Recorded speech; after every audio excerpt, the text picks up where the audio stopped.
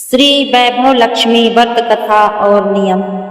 श्री वैभव लक्ष्मी व्रत करने का नियम।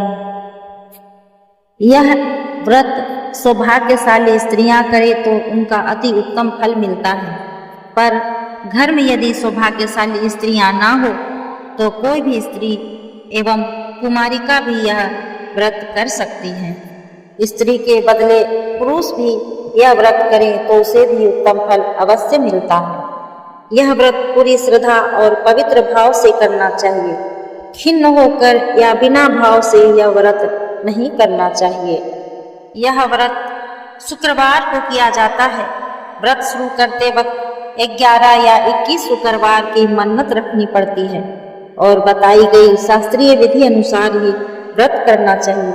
मन्नत के शुक्रवार पूरे होने पर विधि पूर्वक और बताई गई शास्त्रीय रीति के अनुसार उद्यापन करना चाहिए। यह विधि सरल है, किंतु शास्त्रीय विधि अनुसार व्रत न करने पर व्रत जरा भी फल नहीं मिलता है।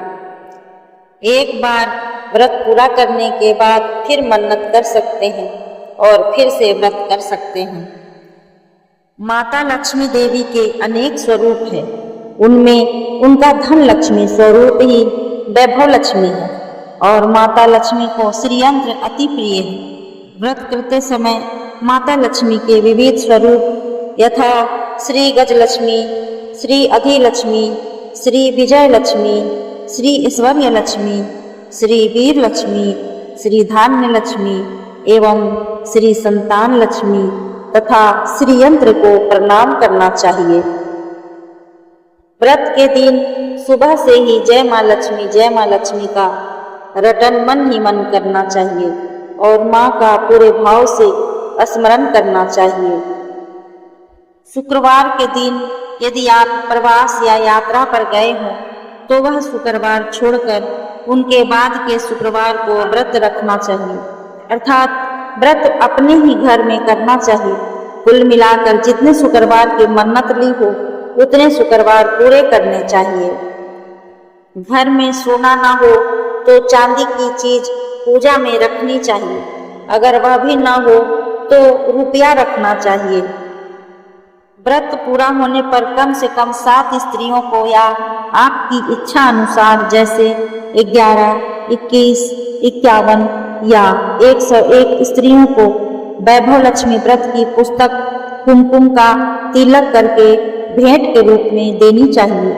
जितनी ज्यादा पुस्तक आप देंगे उतनी माँ लक्ष्मी की ज्यादा कृपा होगी और माँ लक्ष्मी जी के इस अद्भुत व्रत का ज्यादा प्रचार होगा। व्रत के शुक्रवार को स्त्री रजस्वला हो या सूतकी हो तो वह शुक्रवार छोड़ देना चाहिए और बाद के शुक्रवार से व्रत शुरू करना चाहिए। पर जितने शुक्रवार की मन्नत मानी हो उतने शुक्रवार पूरे करने चाहिए। व्रत की विधि शुरू करते वक्त लक्ष्मी स्तवन का एक बार पाठ करना चाहिए। लक्ष्मी स्तवन इस प्रकार है। या रक्तांबुजवासिनी विलासिनी चंडासु तेजस्विनी या रक्ता रुधिरांबरा हरिसखी या श्री मनोल्हादिनी या रक्तांबर मंथना प्रकटितां विष्णु से आगेहिनी सा माँ मातु पातु मनोरमा भगवती लक्ष्मीश्च पद्मावती।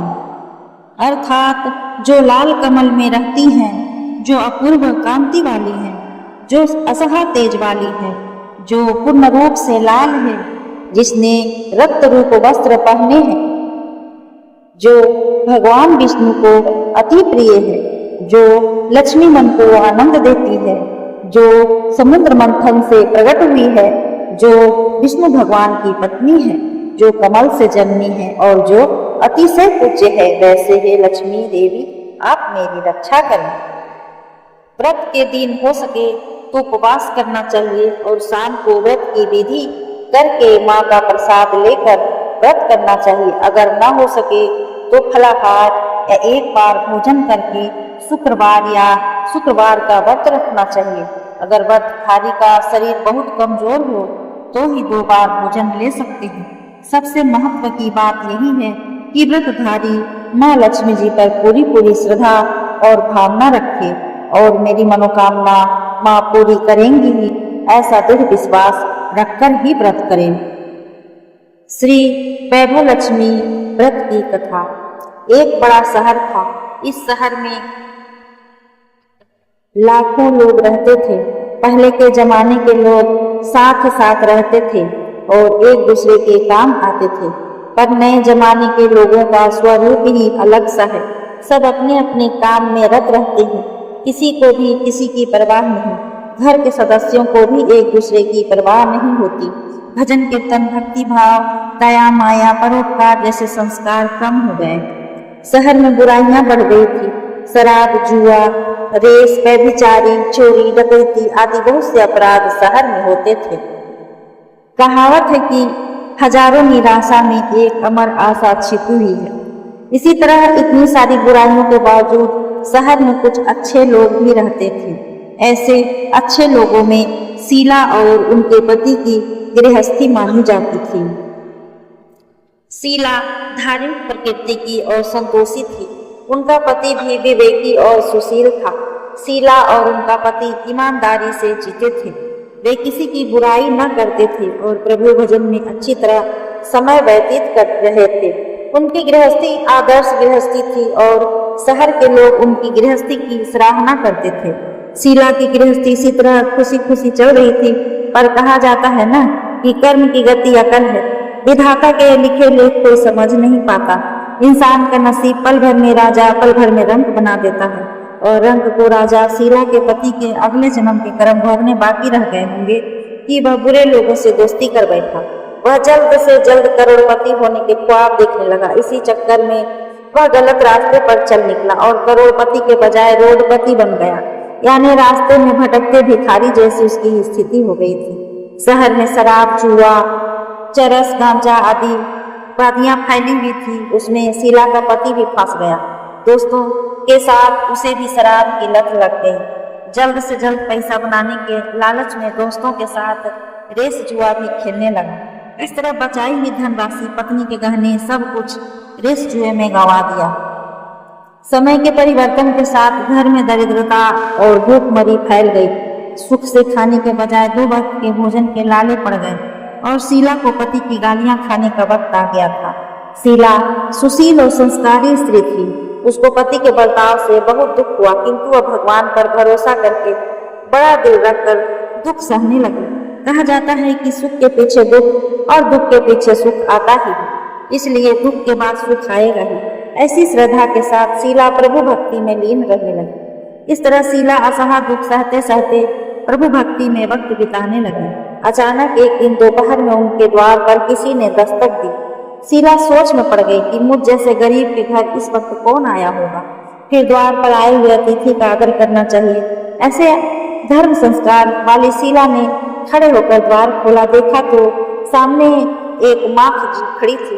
वे बड़ी उम्र की लगती थी, किंतु उनके चेहरे पर अलौकिक तेज निखर रहा था। उनकी आंखों में से मानो अमृत बह रहा था। उनका भव्य चेहरा करुणा और प्यार से छलक रहा था।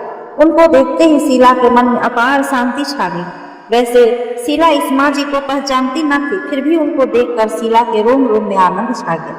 शीला माँ जी को आदर के साथ घर में ले आई। घर में बैठाने के लिए कुछ भी नहीं था, अतः शीला ने सकुचा कर एक फटी हुई चादर पर उनको बिठाया। माँ जी ने कहा, क्यों शीला, मुझे पहचाना नहीं? शीला ने सकुचा कर कहा, माँ आपको देखते ही बहुत खुशी हो रही है, बहुत शांति हो रही है। ऐसा लगता है कि मैं बहुत दिनों से जिसे ढूंढ रही थी वह आप ही हैं, पर मैं आपको पहचान नहीं सकती। माँ जी ने हंसकर कहा, क्यों भूल गई? हर शुक्रवार को लक्ष्मी जी के मंदिर में भजन कीर्तन होते हैं, तब मैं भी वहाँ आती हूँ। वहाँ हर शुक्रवार को हम मिलते हैं। पति गलत रास्ते पर चढ़ गया, तब से शीला बहुत दुखी हो गई थी और दुख की मारी वह लक्ष्मी जी के मंदिर में भी नहीं जाती थी। बाहर के लोगों के साथ नजर मिलाने में भी उसको शर्म लगती थी। उसने यह बात पर जोर दिया, पर वह माँ जी याद नहीं आ रही थी। तभी माँ जी ने कहा, तू लक्ष्मी जी के मंदिर में इतने मधुर भजन गाती थी, अभी अभी तू दिखाई नहीं देती थी, इसलिए मुझे हुआ कि तू क्यों नहीं आती है, कहीं बीमार तो नहीं हो गई। ऐसा सोचकर मैं तुझसे मिलने चली आई हूँ। माँ जी के अति प्रेम भरे शब्दों को सुनकर शीला का हृदय पिघल गया। उसकी आंखों से आंसू बहने लगे। माँ जी के सामने वह बिलख बिलख कर रोने लगी। यह देखकर माँ जी शीला के नजदीक आई और उसकी सिसकती पीठ पर प्यार भरा हाथ फेर कर सांत्वना देने लगी। माँ जी ने कहा, बेटी, सुख और दुख तो धूप छांव जैसे होते हैं, धैर्य रखो बेटी। और तुझे परेशानी क्या है?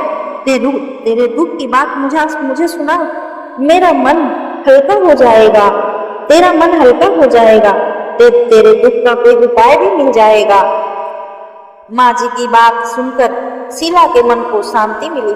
उसने माँ जी से कहा, माँ, मेरी गृहस्थी में भरपूर सुख और शांति, खुशियाँ थी। मेरे पति भी सुशील थे।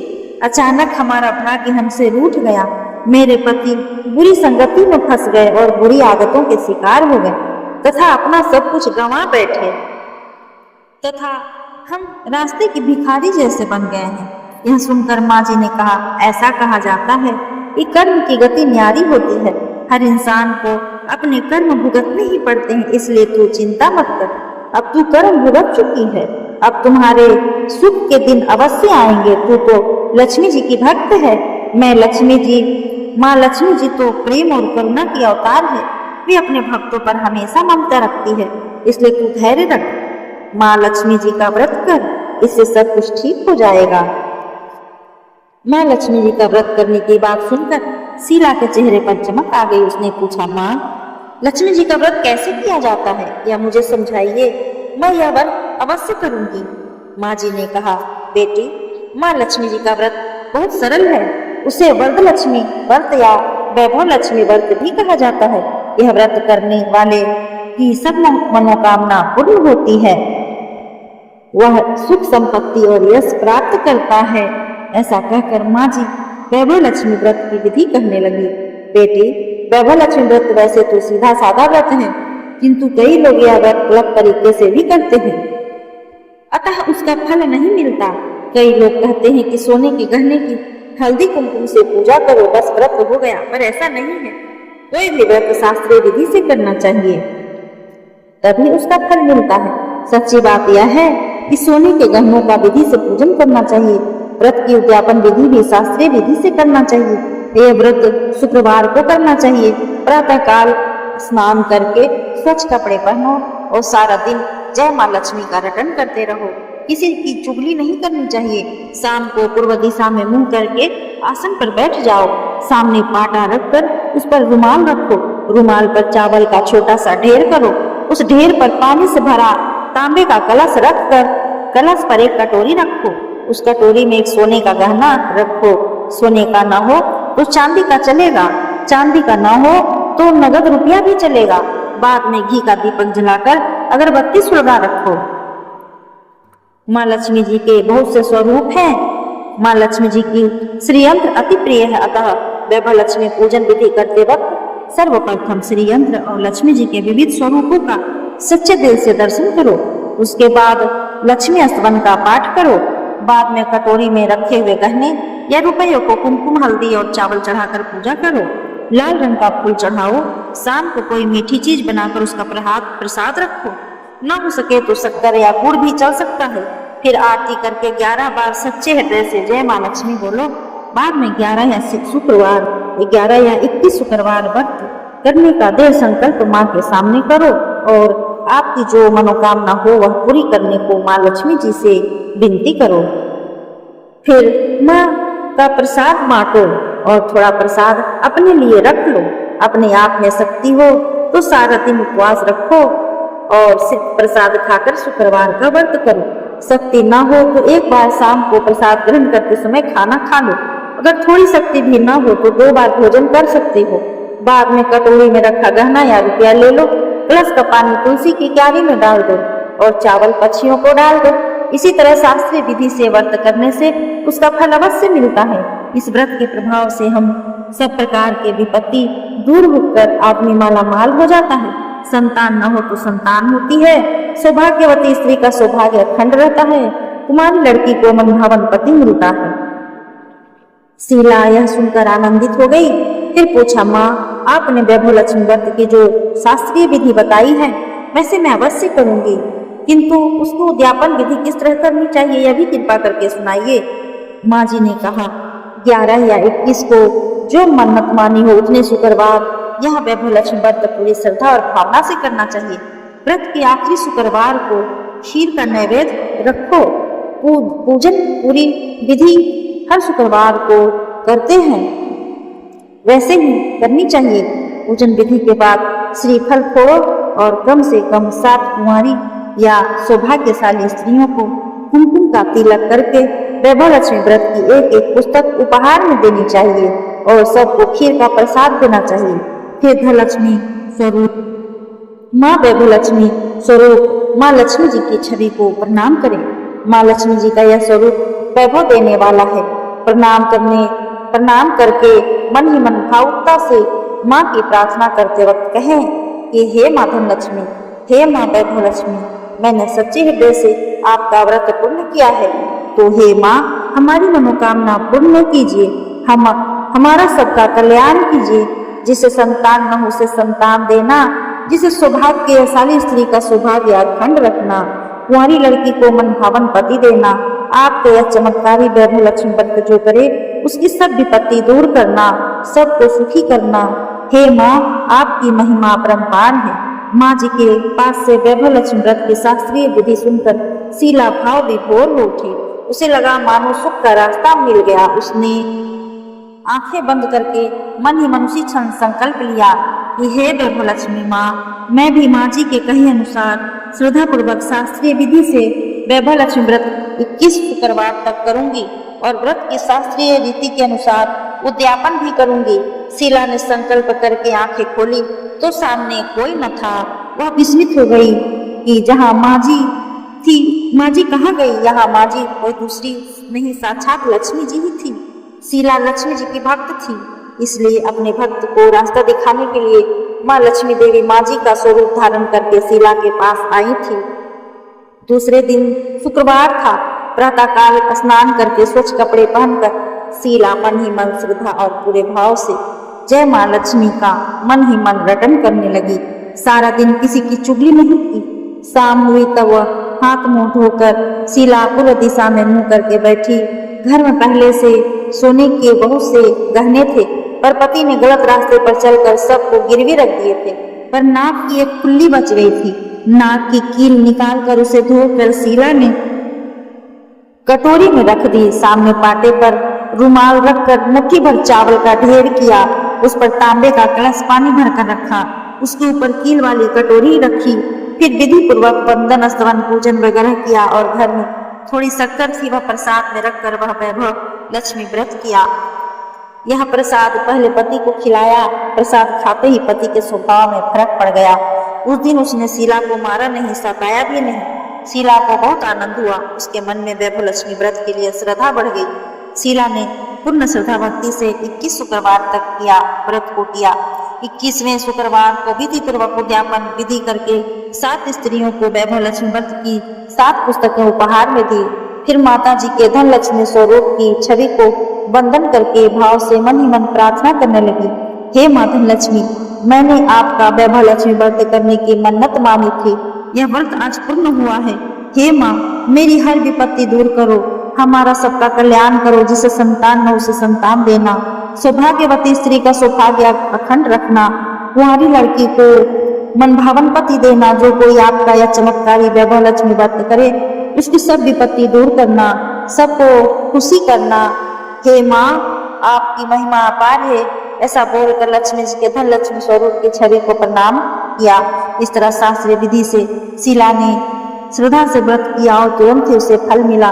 उसका पति सही रास्ते पर चलने लगा और अच्छा आदमी बन गया तथा कड़ी मेहनत से व्यवसाय करने लगा। धीरे धीरे समय परिवर्तित हुआ और उसने शीला के गिरवी रखे सारे गहने छुड़ा लिए। घर में धन की बाढ़ सी आ गई। घर में माँ पहले जैसा सुख संपत्ति छा गई।